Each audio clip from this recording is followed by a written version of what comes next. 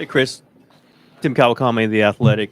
We've heard about these workouts and how you helped, like you were kind of insistent on getting up here. What was that like? Why did you want to go through this, and what were those workouts like? First of all, how you doing? I'm sorry. Say that one more time. What's the question? Just the off season workouts that we've heard about with you coming up here and get Steph there and the young guys. Just like what? Why did you think they were important, and what did you get out of them? Believe it or not, it's not my first time being traded on another team, so it's part of it. With anything, if you change jobs or anything, go into a new environment, you want to be around the guys. It's the only way you get a chance to know each other. Um, and so it was cool. We got a chance to hoop, spend time together, and we still got a lot of work to do. But um, I hate it for anybody who show up to media day and say what up for the first time and not know nobody. I make it tough on you. CJ Holmes, San Francisco Chronicle. Hope you're doing well, Chris. You too. So, back during Summer League, you held the Warriors jersey in your hand. You said you never thought you'd see the day. Now that you've going through media day, actually got the uniform on, have had workouts this summer with your new teammates. How's this transition been for you? Coming to this organization? It's going. It's going. It's been going really well. First time I actually put the uniform on was for my new State Farm commercials. But it's a transition with anything. Just even media day when you saying Dub Nation here and there. Has not been a sound I didn't like to hear for the past I don't know how many years. But I think getting here, seriously communicating with Raymond, getting to know E and all the different people that work here with the team, it makes it a lot more personable. You know what I mean? So it's not like I'm just walking past Raymond before the games or whatnot, just sort of side-eyeing each other. You get to know everybody here on a more personal experience, and I think that's been really cool. Yeah, Anthony Sater with The Athletic. How are you? Yep. You obviously, I assume, probably know that the starting lineup question is coming. No. What is, I guess you're just, how much does that matter to you? For me, I actually had an opportunity in 2008 to come off the bench for the Olympic team. You know what I mean? And that went pretty well. And I think anybody who knows me knows that I'm all about winning. You know what I mean? Whatever I can do to help our team win. So I know coaching us, we're going to talk about it and see what it looks like. We've been hooping all summer, and I think, for the season, it's going to be whatever to help our team win. And I think I've at least tried to show or proven that my entire career. So, yeah. Chris Dalton Johnson with NBC Sports Bay Area. Steve and Mike have made it so clear what a big signing Dario Saric was. You guys have history together. Why is he so important to this team, and why is he such a good combination with you as well? And Dario, just a great dude, great teammate. He was a big part of our Phoenix team until he got injured.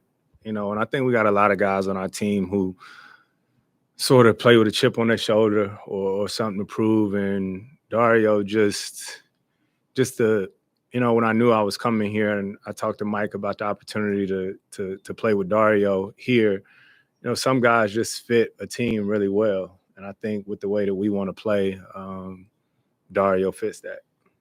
Hey, Chris, Kendra Andrews, ESPN. It's good to see you. You were just speaking a little bit ago about how you never thought this day, you have to say, go Warriors, all these things. When Draymond was in here, he spoke for about 5 minutes on just the evolution of your guys' relationship. So from your perspective and point of view, how do you describe the evolution of your relationship with Draymond and Steph, Clay, Steve, all these guys here? I mean, it's been a lot.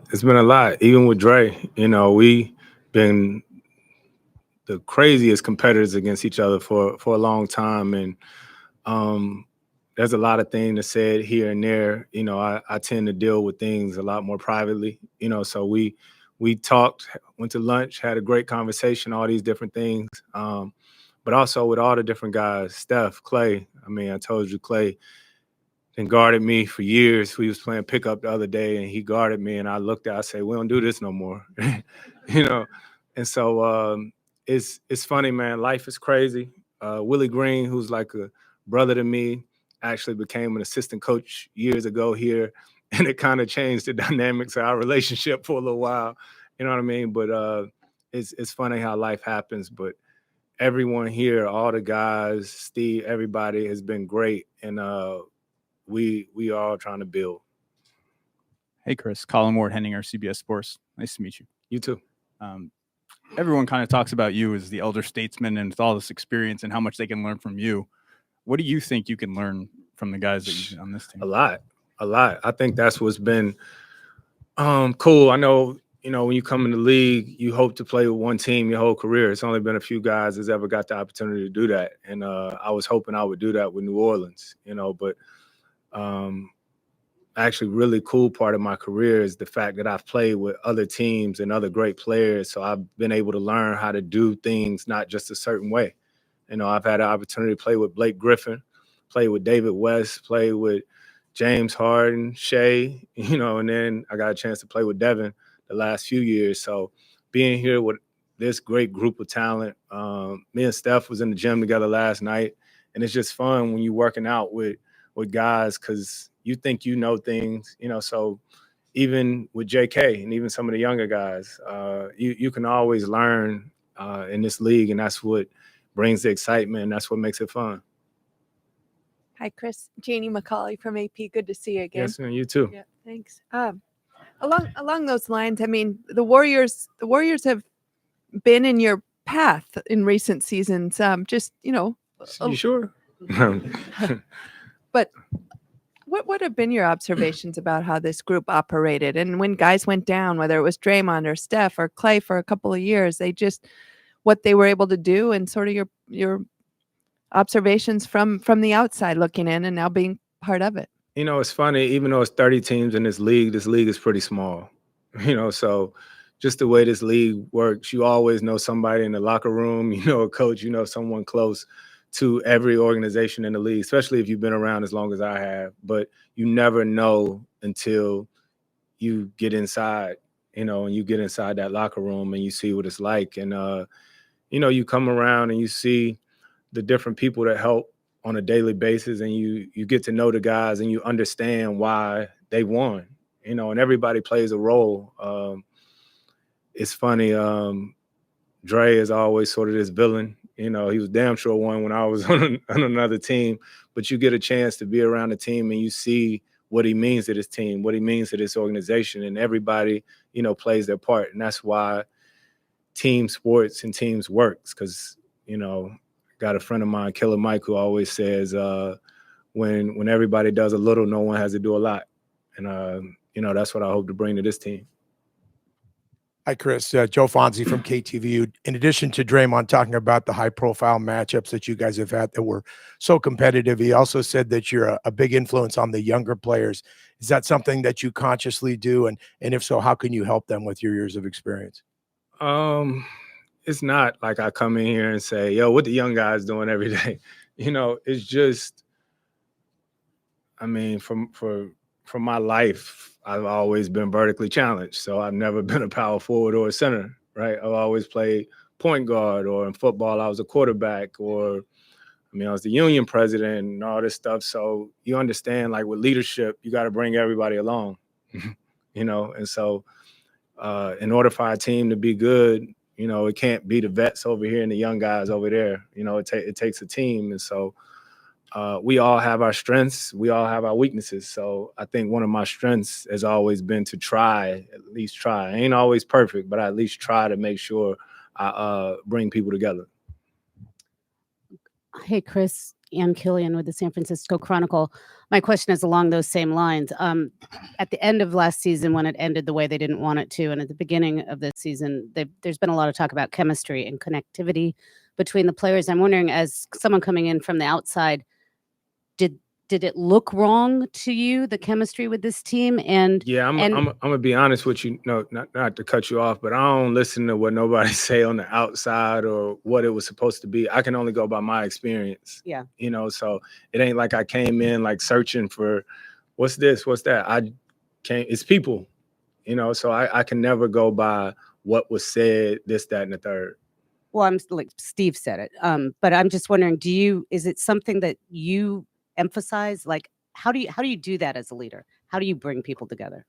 I didn't know Steve said, you know what I'm saying? What I'm telling you is I can only go by my experience. And I think the biggest thing that's helped me with leadership over years is experience, right? So different situations that I've been in, they don't always go perfect, but I know I try. And the biggest thing that you can do with anybody is to spend time with them, you know, real time with them. And so that's that. Chris Paul, Monty Poole, NBC Sports Bay Area. Welcome to the Bay. Yes, sir. Thank you. Draymond was up here a minute ago, and he was basically saying that, yeah, you know, people look at me from the outside, and they probably know, they look at me and think I'm an a-hole. We look at Chris, they think he an a-hole. Right. Do you think that having both you guys on this team in that role with that reputation can be, I don't know, motivational or in any way an advantage against other teams? We're gonna find out. You know, it's serious. Like I've said this a number of places. The one person that I wish I would have got an opportunity to play with my entire career that I never did was Kevin Garnett, right? And that was because the first 3 times I played against KG, we both got double techs, right? Because we both played with the same intensity. And I never really played with, like, other than sort of Tyson and D West, but I never really played with like big men that like protected your guards, you know what I mean? To where you ain't have to get into those shit, you know what I mean? I sort of just did it myself, you know? So I'm excited, even though the way it's been for years or whatnot with Dre, I'm excited about being on the same team with him.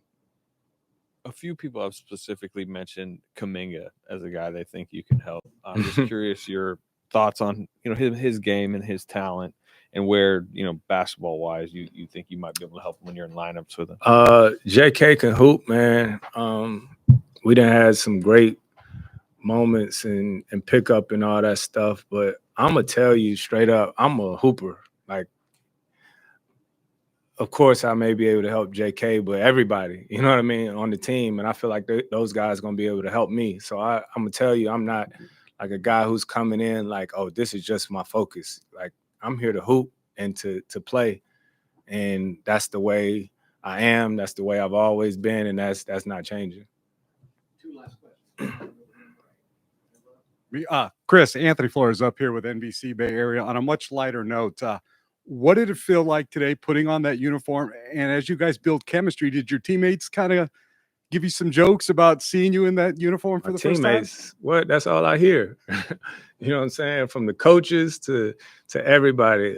Q, one of the assistant coaches, every time I show up to practice or anything, he just pat me on the back and tell me how good this looks on me. You know. But I remember the first day I came here, I took a picture of my locker in the uniform and the jersey, and I put it in my family group chat. And even in the group chat with all my homies and my friends, and they was like, "Oh, damn, that's gonna take some getting used to." So it's definitely been a process. But the coolest part about it has been hooping, right? Like, basketball is for years, for a lifetime, just been a connector. You know what I mean? So once we get out on the court, that's the last thing that's on my mind or any of the guys' mind. So that's sort of like the safe haven. Chris Ron Bard, Sports Byline. I'm just wondering, I'm over here. Oh, my bad. You got the phone in front of you, man. I'm just wondering, the one thing always said about you is about your basketball intelligence.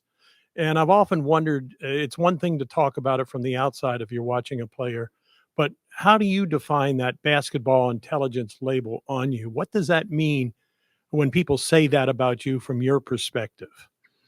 Probably just mean I ain't that athletic. You know what I mean?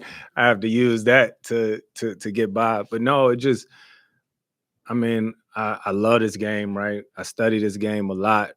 I watch games all day, every day, and it's an art to it. It's a way I express myself.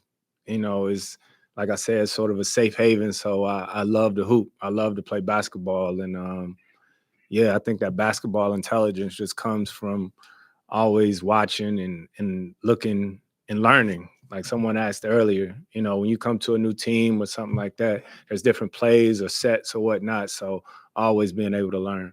Thank you. Yes, sir. Great. Thank you, Chris. All right. Thank you. Oh, thank you.